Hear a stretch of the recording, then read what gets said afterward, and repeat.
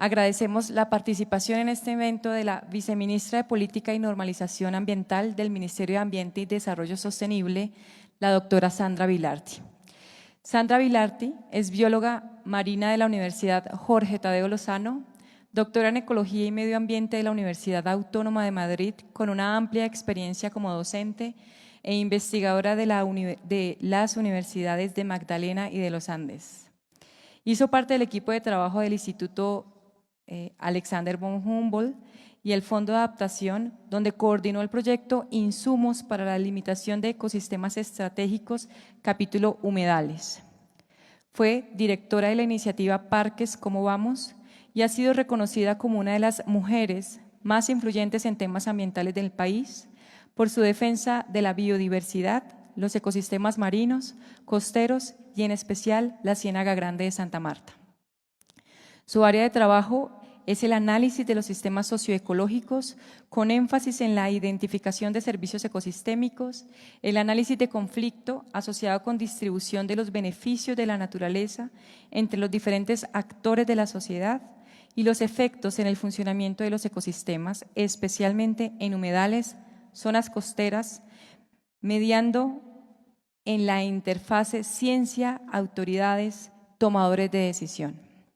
Actualmente se desempeña como viceministra de Política y Normalización Ambiental en el Ministerio de Ambiente y Desarrollo Sostenible y nos trae un tema de vital importancia para nuestro evento y para todos nosotros al respecto de la Estrategia Nacional de Restauración 2022-2026.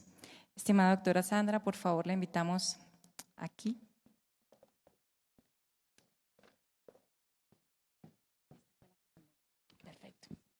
Bueno, muchas gracias, querida Lilia. Muy buenos días para todas, para todos. Para mí es un honor poder acompañarlos hoy y quiero pedir excusas por no haber podido acompañarlos el día de la inauguración. Estaba muy programada, pero nos surgió una reunión con el ministro de Hacienda para poder gestionar más platica para el sector ambiental y salimos a las 7:30 y ya a esa hora creo que era muy difícil acompañarlos, pero tenía todo mi corazón con ustedes porque entiendo la importancia de este congreso. He tenido la oportunidad de acompañarlos en el último congreso en Florencia, estuve con ustedes y la verdad siento que esta comunidad, la comunidad de científicos, la comunidad de restauradores, es una comunidad supremamente importante para este país. Creo que lo que ustedes han logrado construir en el tiempo, con la fortaleza del conocimiento, con la fortaleza de la práctica, es un activo fundamental para lo que necesitamos en el país. Yo, pues ahora estoy de este lado del gobierno, y con la señora ministra, quien ha estado muy pendiente del Congreso, que ha estado, digamos, tenemos traslapado el Congreso de Restauración con nuestra Feria Internacional de Medio Ambiente, me pidió que hiciéramos todo el esfuerzo para poder desde el gobierno recoger sus recomendaciones, sus consideraciones, sus llamados de atención para lo que el país tiene que hacer en términos de restauración. Ella espera que hoy haya una delegación de parte de ustedes hoy acompañándonos en FIMA para que el público en FIMA pueda conocer las recomendaciones que ustedes nos hacen, pero pues yo quisiera compartir en este momento con ustedes lo que hemos ido trabajando para la actualización de la Estrategia Nacional de Restauración. ¿Y por qué la actualización y por qué no el plan? El plan existe, el plan seguro muchos de ustedes lo ayudaron a construir y tenemos que actualizar la estrategia porque recibimos como estrategia pues un programa muy grande, muy importante en términos económicos que fue los 180 millones de árboles que les voy a hablar ahora más adelante al respecto. Este gobierno considera que la estrategia tenía que ser renovada y por lo tanto teniendo en cuenta sobre todo los nuevos marcos de biodiversidad, sobre todo el marco de Montreal y Kunming, pero además lo que quedó consignado en el plan de desarrollo, pues tenemos la tarea de hacer esta actualización.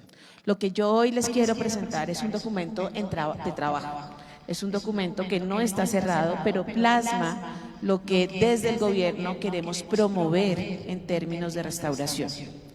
Y entonces yo quiero ir avanzando solamente como para contextualizar, que ustedes saben mucho más que yo sobre esta línea de tiempo. Pues los temas de restauración surgen, digamos, desde nuestro Código de Recursos Naturales por allá en el año 74 y hace parte también de las tareas constitucionales expresadas en nuestra Constitución Política y en nuestra Ley del Sistema Nacional Ambiental. Recordemos que la primera gran aspiración institucional de restauración fue el Plan Verde en ese naciente Ministerio de Ambiente, especialmente en el año 98, y fue un referente bastante interesante en cuanto a la planeación y a la programación. Seguro que varios de ustedes lo recuerdan e hicieron parte de esta apuesta del gobierno. Luego, pues lamentablemente, como todos sabemos, el Ministerio de Ambiente entra en una fase en la que se fusionó con el Ministerio de Vivienda y los temas de restauración y los temas de fauna y muchos otros temas quedaron un poco con bajo perfil. Y eso nos atrasó bastante desde la política pública para avanzar en estos temas, pero no en las capacidades científicas y en las capacidades locales para atender este reto. En el año 2012, el país construye una de las innovaciones institucionales más interesantes de las que tengamos referencia en el planeta, y es la Política Nacional de Gestión Integral de la Biodiversidad y los Servicios Ecosistémicos. Yo creo que en Colombia poco hemos valorado la política, lamentablemente por las resistencias al cambio, ha sido muy poco incorporada y muy poco apropiada en su enfoque. Pero ahí sin duda nos daba unas luces muy interesantes. Luego entonces en el 2015 se estructura este Plan Nacional de Restauración Ecológica, en donde estoy segura muchos de ustedes participaron, que empieza a ser un referente importante no solamente para la apropiación de recursos públicos, sino también para el fortalecimiento y la armonización institucional. De esto empieza a generarse retos institucionales y de instrumentos institucionales como los manuales de compensación. Una tarea que aún está incompleta, una tarea que necesitamos revisar. Sacamos el manual de compensación de ecosistemas terrestres, pero los acuáticos y los marinos siguen siendo una tarea que no se ha logrado resolver y necesitamos avanzar en esos temas. Pero bueno, hoy, como les decía, pues tenemos el marco global de biodiversidad de Montreal y de Kunming, en pues es un marco, a mí me hubiera gustado que fuera un poquito más ambicioso, pero bueno, creo que hay unas metas muy importantes y este marco lo que nos recuerda es que estamos en una crisis sin precedentes. La crisis de biodiversidad en el planeta. Estamos en una sexta extinción masiva y aún sigue sin ser realmente abordada en los temas políticos y financieros debidamente. Hemos tenido pues una gran explosión con los temas climáticos, sobre todo en el aspecto de la mitigación, pero ha sido muy desequilibrada la atención que tenemos con los temas de la crisis de biodiversidad y la retroalimentación con la crisis climática, y mucho menos aún hemos logrado abordar los temas de la crisis de contaminación.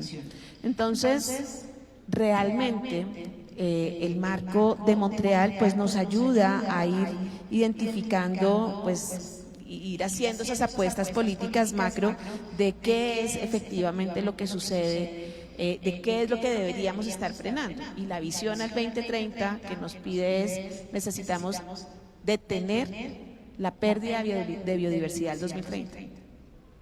¿Eso qué implica? ¿Nos va a pasar de pronto lo mismo que con las metas Aichi, que lamentablemente fue un fracaso mundial? Lo único que logramos avanzar fue en la ampliación de áreas protegidas, pero el resto de las metas Aichi fueron un fracaso. Entonces, yo creo que hoy, en un momento en el que la conciencia sobre la triple crisis y las retroalimentaciones va ganando espacio, pues tal vez no creo que alcancemos a llegar a esa meta de parar el deterioro de la biodiversidad en 2030, pero sí podemos avanzar mucho al respecto.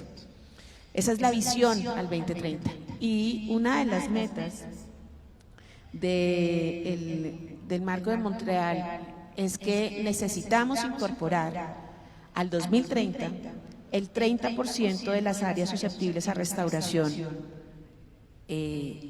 para poder avanzar y acelerar en esa tarea a más largo plazo.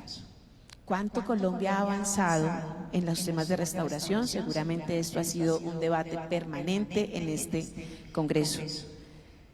¿Cuánto nos falta? También, y además es la pregunta que nos asusta, ¿no?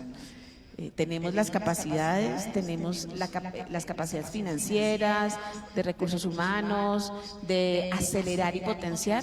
Pues bueno, es un poco lo que tenemos que construir y es la invitación que desde el gobierno queremos hacerles a ustedes, la comunidad de restauradores, para que se sumen, para que nosotros además apropiemos todo lo que ustedes han logrado construir en este tiempo. Yo les comentaba que nosotros recibimos el gobierno con una estrategia de restauración basada en esa meta de los 180 millones de árboles, una meta que está muy asociada a metas mundiales que en los pasados años fueron como los que ganaron espacio. Yo quisiera hacer un pequeño corte de cuentas con ustedes de lo que hoy encontramos en esto. Esos 180 millones de árboles corresponden aproximadamente a unas 6.251 hectáreas intervenidas. Esta meta se ha construido gracias a 13 convenios interinstitucionales. Los recursos para esta meta fundamentalmente han salido del Fondo Colombia en Paz y hablamos de 48.800 millones de pesos. Se han sembrado 156.600.000 árboles y se ha permitido la construcción de 776 viveros. Este sin duda fue un gran esfuerzo en el que mucha gente se sumó. Es un esfuerzo que tuvo contradicciones, que tuvo reflexiones, pero sin duda es algo que quedó en los territorios y que creo que es importante que lo recuperemos, que lo revaloricemos y que lo pongamos a funcionar para poder lograr esas metas que nos está pidiendo la Convención de Biodiversidad. 776 viveros es un capital interesante, es una posibilidad en donde la gente ha tenido un sueño, una esperanza, una posibilidad. Así que tenemos que incorporarlos y tenemos que potenciarlos en territorio. Y claramente esto pues, es insuficiente porque nos sirve para algunos ecosistemas, pero los otros ecosistemas pues no. Ayer en FIMA se hizo también el corte de cuentas del millón de corales, otra gran estrategia y otro gran programa de restauración en unos ecosistemas en los que pues, tradicionalmente no se había trabajado. Yo particularmente creo que fue una innovación institucional bastante arriesgada, pero sin duda, de nuevo, hay que valorar lo que tenemos. Y lo que tenemos es también una capacidad en territorio que se ha ido formando, incipiente aún, pero que se ha ido formando de jardineros de corales que necesitamos reconocer y complementar.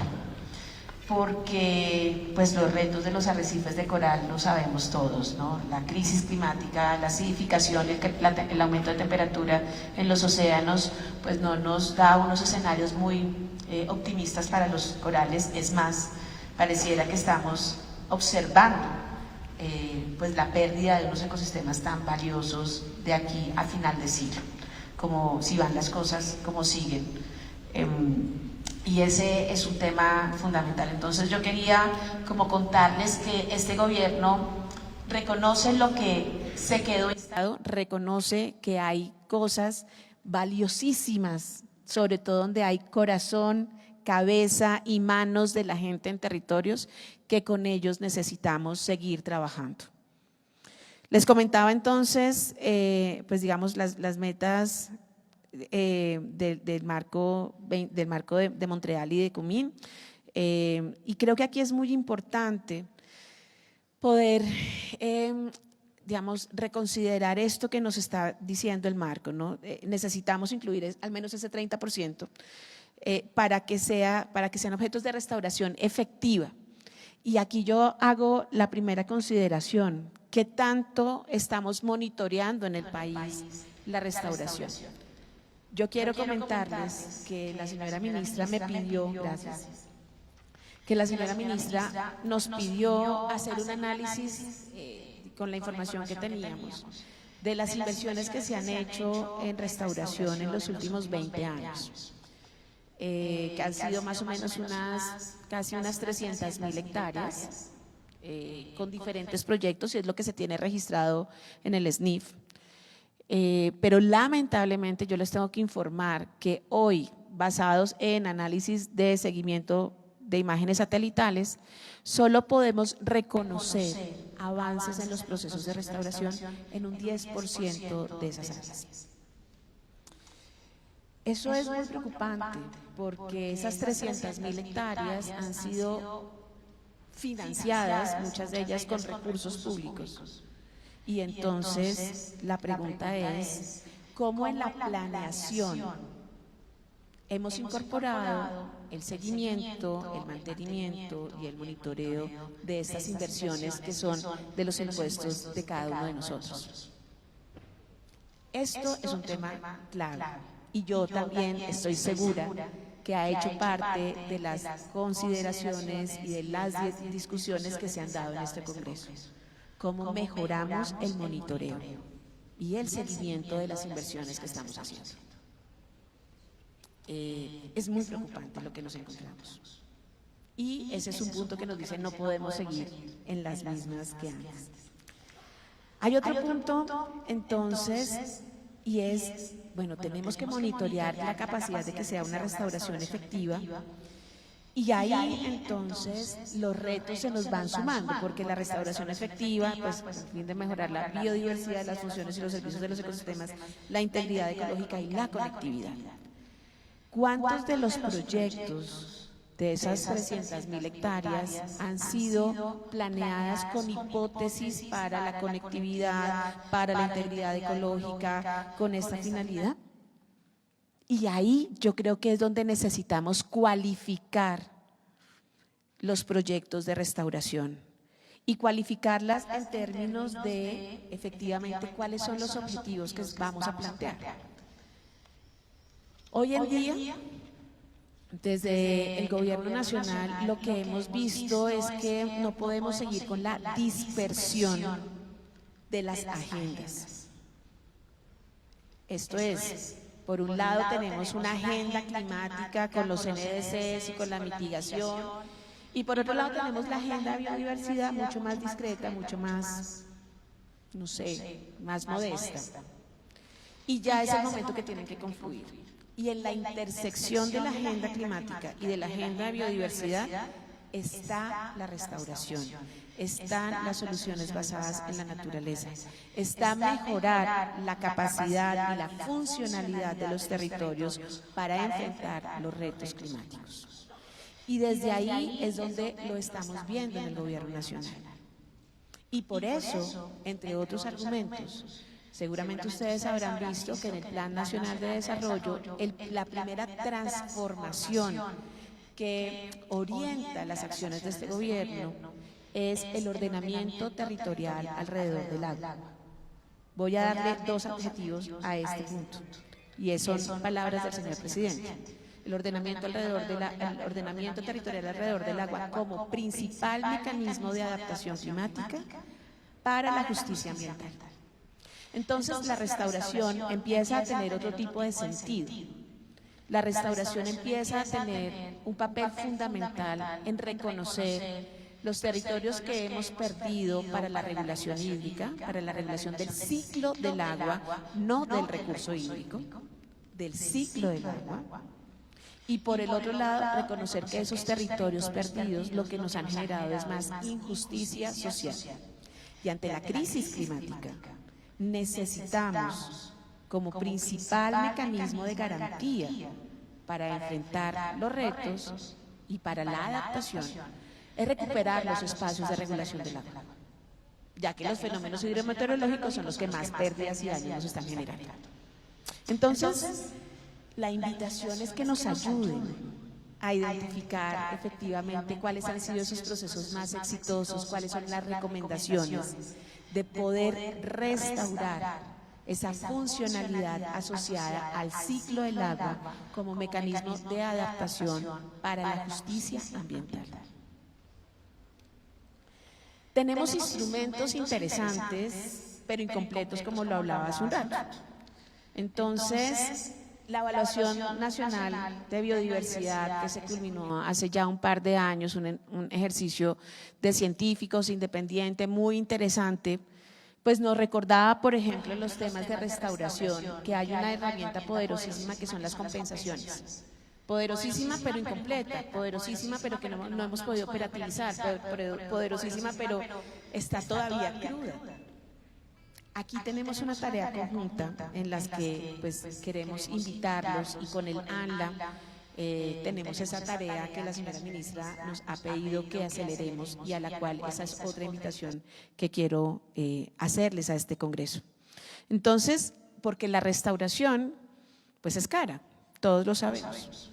Aún el país, a excepción de la comunidad de restauradores, aún el país no logra entender lo que cuesta restaurar. Y seguimos deteriorando, y seguimos deteriorando, y seguimos deteriorando. Y hemos caído tal vez en una discusión, digamos, que no lleva a ningún lado, y es que cuando se habla de restauración, mucha gente precisamente dice, no, pero es que es mejor conservar. Claro que es mejor conservar, pero no están en contradicción. Aún hoy tenemos casi la mitad del territorio nacional con ecosistemas en algún grado alto de integridad ecológica, pero eso no quiere decir que dejemos de mirar el otro lado de la moneda, que es una buena parte del país en donde hemos perdido integridad ecológica, y necesitamos actuar allí, porque al final esos territorios son los que van a ser más vulnerables ante la crisis climática. Pero en el país hemos sido muy como que le hacemos el quite a la conversación de la restauración en otros espacios. Y por eso ustedes ven que en la agenda pública y en la financiación está muy claro y muy evidente que tenemos muchos más recursos económicos para la conservación que para la restauración. Y tenemos un sistema nacional muy importante de áreas protegidas, y tenemos una capacidad institucional, y tenemos unos presupuestos, y tenemos incluso un PFP, que es Herencia Colombia, con apoyo internacional fantástico, pero es solamente un lado de la moneda. Necesitamos acelerar y aumentar la ambición de recursos para la otra tarea de este país, que es la restauración. Y ese es el compromiso que tenemos. Yo quiero, ustedes saben esto más que yo, pues digamos, los impulsores de cambio fundamentales detrás de la pérdida de la biodiversidad en nuestro país fundamentalmente están asociados a esa transformación y pérdida de ecosistemas, principalmente, ¿no? Y es ahí donde entonces, ¿con quién nos centramos? Perdón que ya me pasé. Y aquí, y lo hablábamos ayer en FIMA, yo creo que esto que es como lo clásico necesitamos irlo también especificando mucho más en el país, porque hay situaciones que están también jerarquizadas, y están jerarquizadas de manera diferencial en el territorio. Entonces, estamos perdiendo hábitats y perdiendo ecosistemas. ¿Y cuáles son esas razones? Claramente la mayor razón está asociada al sector agropecuario, y esto ha sido un proceso crónico, y entonces ahí con la agricultura pues tenemos una estrategia diferente, pero tenemos un problema creciente, y es el que tiene que ver con los capitales de las actividades ilegales que están deteriorando la biodiversidad, que están asociados no solamente al narcotráfico. Ya tal vez el narcotráfico no tiene ese primer lugar preocupante. Están sobre todo asociados a los temas de la minería ilegal, que hoy en día y desde el 2020 tienen unos precios históricos en el mercado, y el papel de esas finanzas detrás de la minería ilegal para poder avanzar y para poder diversificarse económicamente son muy altos. Entonces, hoy en día tenemos que mirar otro tipo de factores que están asociados a las dinámicas complejas que tiene este país, muy ligadas a la ilegalidad y a la guerra. Restaurar en los lugares de la guerra Es un reto, pero es una posibilidad, y hoy el PNUD nos ayuda y nos acompaña con la gente que está trabajando con restauración en los núcleos activos de la deforestación.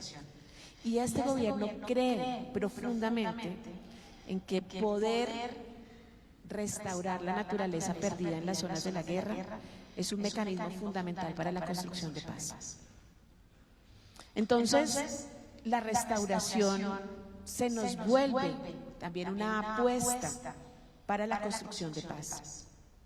Una apuesta riesgosa, costosa, con muchos retos y con muchas incertidumbres, pero consideramos que es la mejor apuesta que tiene este gobierno para consolidar la paz en muchos territorios. No solamente para que se adapte climáticamente, sino para prevenir y consolidar territorios en paz. Entonces, esta propuesta de actualización de la estrategia de restauración lo que nos propone es orientar esos procesos de restauración de los paisajes y de la biodiversidad. Y quiero hacer énfasis en esto. Nosotros estamos utilizando el concepto de restauración amplio, suficiente e incluyente, porque tenemos todas estas crisis que no nos permiten de pronto quedarnos en cosas. En política pública nos toca ser un poco más audaces, siempre escuchando la ciencia, siempre escuchando la experiencia, pero aquí vamos a incorporar todo lo que podamos involucrar como restauración, como aumento de esa naturaleza perdida. ¿Será imperfecto? Claro que sí, lo va a hacer. Y por eso nos toca ser muy estratégicos en qué es y las hipótesis de las que queremos plantear al respecto. Pero es un ensayo en tiempos de crisis, de triple crisis, en donde la gente, la vida y la economía de este país se están jugando un buen pedazo. Entonces, pues es nuestra apuesta nacional para la recuperación de la funcionalidad de los ecosistemas, para incrementar la resiliencia territorial frente al cambio climático, pero también tiene dos temas importantes, y es que la restauración tiene que volverse dos cosas. La primera, la posibilidad de generación económica de muchas personas.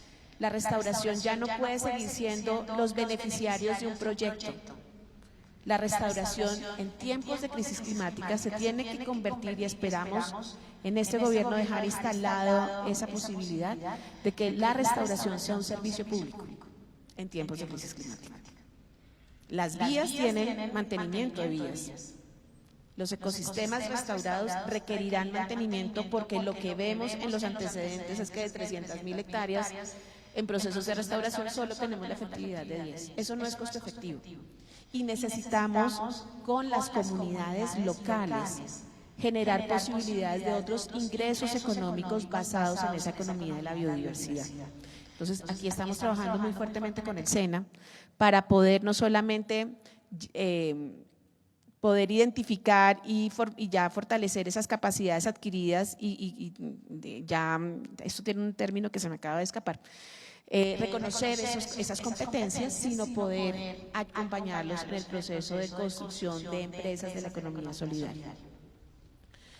Porque necesitamos que la gente, sobre todo los que están en las zonas de guerra, en las zonas de tensiones, puedan encontrar en la biodiversidad una posibilidad económica adicional, complementaria, más allá de los negocios verdes que también hacen parte del portafolio.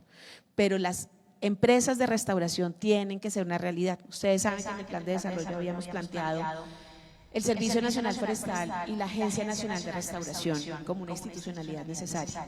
Pensábamos que esta agencia podía recuperar podía utilizar a las empresas como sus prestadoras de servicio en territorio. Por el plan de desarrollo no fue, pero vamos a seguir insistiendo por otra vía, porque el país necesita esa institucionalidad.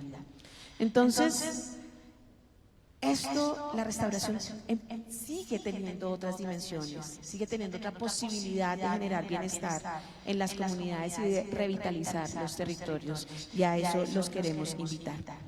Aquí entonces, ¿en qué nos basamos? Pues primero en reconocer lo que ya hay. Este gobierno, y en particular desde el Ministerio de Ambiente, hemos priorizado 13 áreas.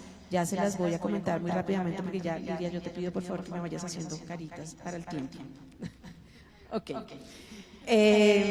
Articular obviamente los agentes y las intervenciones, y los agentes son los que tienen el conocimiento y los que tienen las facilidades económicas.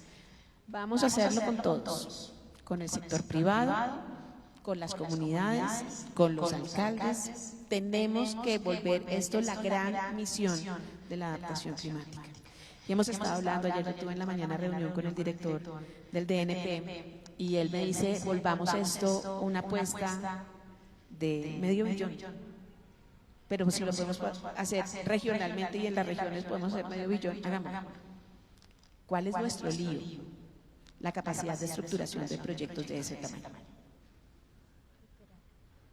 Pero estamos buscando la salida. Obviamente, fortalecer lo que ya hay. Reconocemos lo que ya hay, necesitamos fortalecerlo. Obviamente, necesitamos fortalecer las capacidades institucionales y financieras y poder impulsar y robustecer lo que ya hay. Y sin duda alguna, el monitoreo está en el corazón de esto. Entonces, ¿qué nos hemos propuesto en este plan de desarrollo? Una meta ambiciosa, una meta que nunca antes se había visto, pero una meta urgente, que sigue siendo insuficiente para cumplir, por ejemplo, lo que nos piden en el marco de Montreal. 753.000 hectáreas, este 783, esto es una…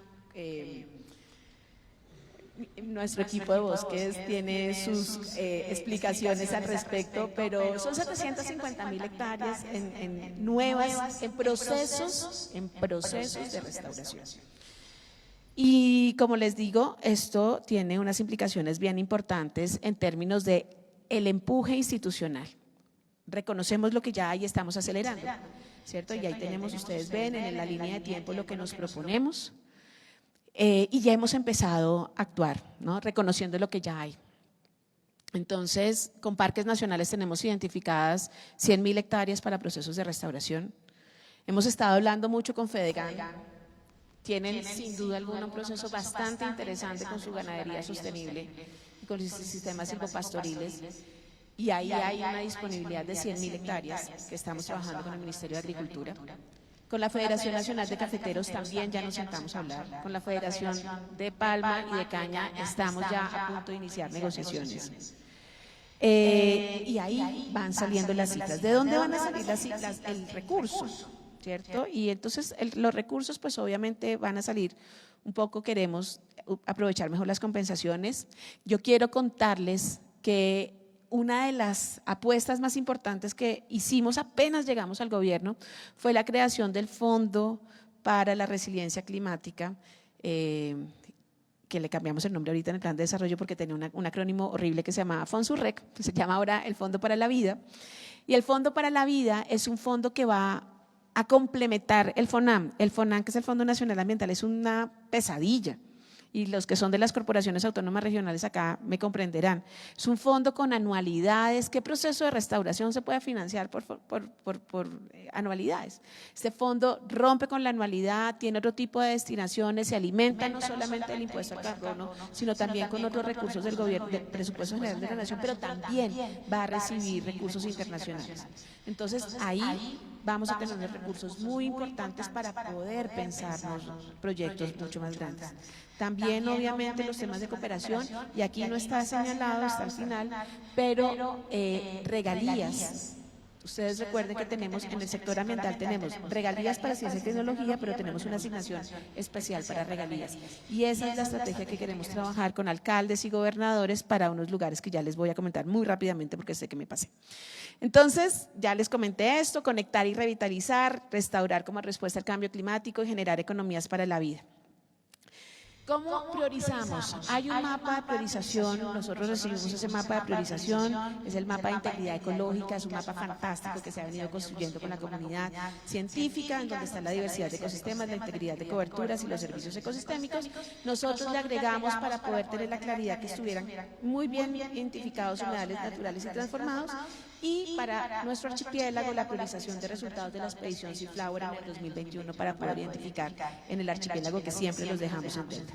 Entonces, esto nos da una línea base de áreas en donde la integridad ecológica es muy baja, baja y media. Y sobre eso vamos a trabajar. sobre las áreas de muy baja y baja fundamentalmente. Yo les decía que tenemos una apuesta territorial, tenemos 13 territorios y se los voy a contar un poco en orden. Tenemos el archipiélago de San Andrés y Providencia, tenemos el corredor Sierra Nevada, Ciénaga Grande, tenemos el corredor Serranía de Perijá, Río Cesar, Ciénaga de Zapatosa, tenemos La Mojana, tenemos la zona urbana e insular de Cartagena, tenemos la zona del río Atrato, de Buenaventura, priorizada en una amplia priorización del Pacífico, tenemos los 16 páramos priorizados, tenemos la Sabana de Bogotá, Macizo Colombiano, el Valle de Atriz, tenemos también la altillanura y las llanuras inundables en la Orinoquía y tenemos la Amazonía con un especial énfasis en el arco norte de deforestación. Se nos suma también el Bajo Cauca y probablemente sumaremos la Guajira como gran apuesta de gobierno.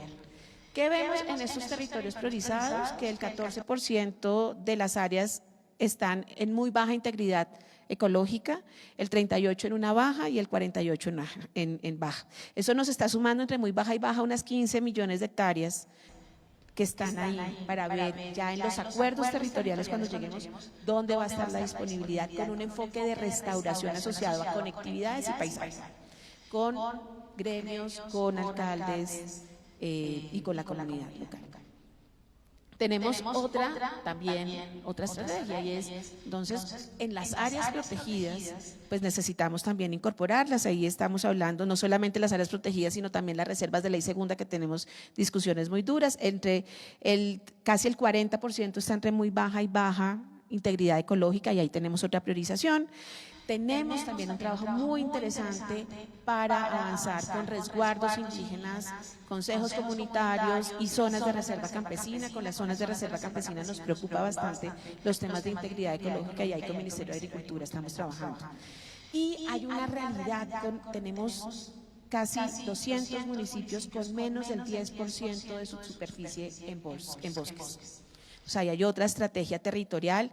Fíjense el Caribe, pues con esta dura y difícil realidad climática, ahí tenemos que hacer un esfuerzo muy grande y obviamente a eso le tenemos que sumar el índice de vulnerabilidad de las subzonas hidrográficas para priorizar, ¿cierto? Porque entre muy baja y baja estamos hablando más o menos de 30 millones de hectáreas.